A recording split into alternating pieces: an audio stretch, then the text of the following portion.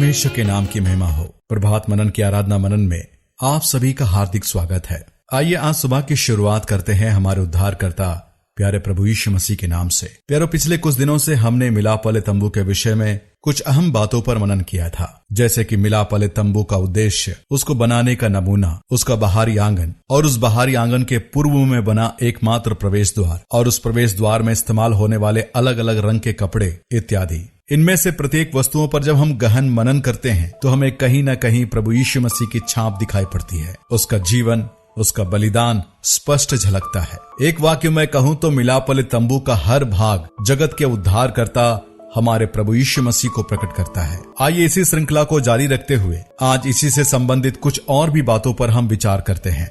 अब तक हम मिलाप वाले तंबू के बाहरी हिस्सों से जुड़ी बातों पर ध्यान कर रहे थे, पर आज हम इसके परिसर में प्रवेश करके इसमें रखी कुछ वस्तुओं पर मनन करेंगे। जैसे कि हमने मनन किया था कि इस मिलाप वाले तंबू के परिसर में प्रवेश करने का एकमात्र द्वार था जो पूर्व की ओर बना हुआ था। तो जैसे ही कोई व्यक्ति परमेश्वर की आराधना करने के लिए और उसकी उपस्थिति में आने के लिए इस द्वार से मिलाप वाले तंबू के परिसर में प्रवेश करता है, तो उसके रास्ते में जो पहली वस्तु दिखाई देगी वो है पीतल की वेदी, जिसे अंग्रेजी में ब्रॉन्ज ऑल्टर भी कहा गया है। आइए इसी से जुड़े बाइबल भाग को मैं आपके लिए पढ़ देता हूँ। निर्गमन की पुस्तक 27 अध्याय 1 से लेकर 8 पद। फिर वेदी को बबूल की लकड़ी की 5 हाथ लंबी और 5 हाथ चौड़ी बनवाना। वेदी चौकोर हो और उसकी लंबाई और उसकी ऊंचाई 3 हाथ की हो और उसके चारों कोनों पर 4 सिंग बनवाना। वे उस समेत एक ही टुकड़े के हो और उसे पीतल से मड़वाना और उसकी राख को उठाने के पात्र और फवाड़ियां और कटोरे और कांटे और अंगीठियां बनवाना। उसका कुल सामान पीतल का बनवाना।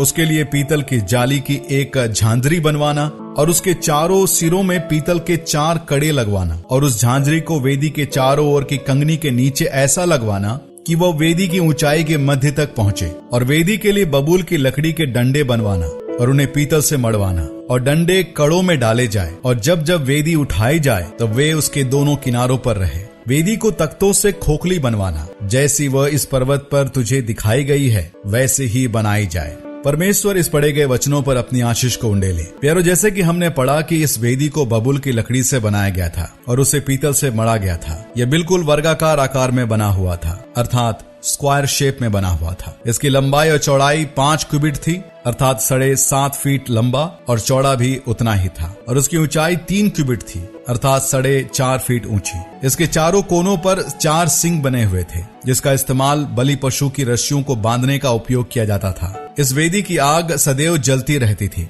जैसे कि परमेश्वर ने आज्ञा दी थी। मिलाप वाले तंबू में रखे सभी वस्तुओं में यह वेदी सबसे विशाल था। प्यारो, वेदी इजराइल देश की नींव थी। संपूर्ण इजराइल देश इस वेदी के इर्द गिर्द घूमता हुआ पाते हैं। बाइबल के आरंभ की पुस्तक उत्पत्ति से लेकर अंत की पुस्तक प्रकाशित वाक्य की पुस्तक में वेदी को हर जगह पाते हैं। वेदी है तो इजराइल है, और यदि वेदी नहीं तो इजराइल देश का अस्तित्व भी नहीं होता। पूरी दुनिया इजराइल देश का लोहा मानती है। छोटा सा देश होने पर भी कई बड़े देश इनसे टकराने से डरते हैं, क्योंकि उनकी ताकत बाइबल का परमेश्वर यहोवा है। इसलिए मैंने कहा कि इजराइल देश की नींव वेदी है, अर्थात उनका जीवते परमेश्वर के संग रिश्ता। मिलाप वाले तंबू के परिसर में प्रवेश करते ही हम इस विशाल होम बलि की वेदी को बिल्कुल रास्ते के बीचों बीच पाते हैं। वास्तव में देखा जाए तो होम बलि की यह वेदी देखने में कोई मनोहर वस्तु नहीं थी, क्योंकि उसमें से मांस के जलने की दुर्गंध आती थी। क्योंकि बलि पशु को बलिदान करके उसमें जलाया जाता, जिसमें से बलि पशुओं का मांस और चर्बी के जलने की अजीबोगरीब दुर्गंध आती थी और जलते हुए जानवरों को देखना काफी खौफनाक जान पड़ता था। इतना ही नहीं, बलि पशु को वेदी के पास ही बलिदान करने के कारण उस जानवर का लहू के छींटे उस वेदी के आसपास बिखरे पड़े हुए होते थे,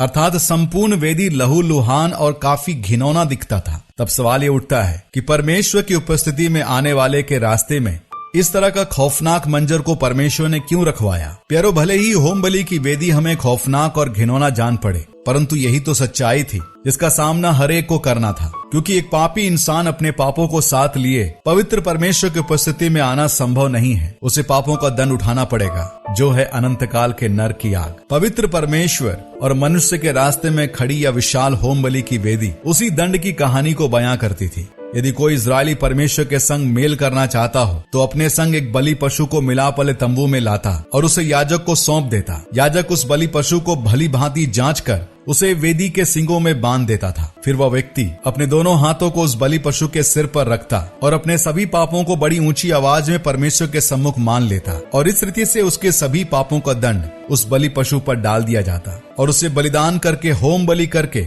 उस वेदी पर जलाया जाता। इस तरह के बलिदान का सिलसिला हमेशा जारी था, परंतु इसके पीछे परमेश्वर एक बड़ी सच्चाई को प्रकट करना चाहता था और वह था कि संपूर्ण संसार के पापों को हमेशा के लिए मिटाने के लिए परमेश्वर का मेमना जो वेदी पर बलिदान होने वाला था, अर्थात होम बलि की यह वेदी प्रभु यीशु मसीह के कलवरी क्रूस के बलिदान को दर्शाता है और उस वेदी के आसपास बिखरे पड़े लहू के छींटे और जलते हुए मांस और उसमें से आने वाली दुर्गंध हमारे प्रभु के दुखों को स्मरण कराता है। परमेश्वर इसके द्वारा यह प्रकट करना चाहता था कि मेरे उपस्थिति में तुम्हें लाने के लिए आने वाला मसीहा इसी रीति से वेदी पर अर्थात कलवरी क्रूस पर बलिदान होगा, दुखों से गुजरेगा, तुम्हारे दर्द और दंड को अपने ऊपर लेकर कलवरी क्रूस पर बलिदान हो जाएगा। यशायाह अपनी पुस्तक में कुछ इस रीति से लिखता है। यशायाह की पुस्तक 53 अध्याय उसका 4 से लेकर 6 पद तक। निश्चय उसने हमारे रोगों को सह लिया और हमारे ही दुखों को उठा लिया, तो भी हमने उसे परमेश्वर का मारा कूटा और दुर्दशा में पड़ा हुआ समझा, परंतु वह हमारे ही अपराधों के कारण घायल किया गया, वह हमारे अधर्म के कामों के कारण कुचला गया, हमारी ही शांति के लिए उस पर ताड़ना पड़ी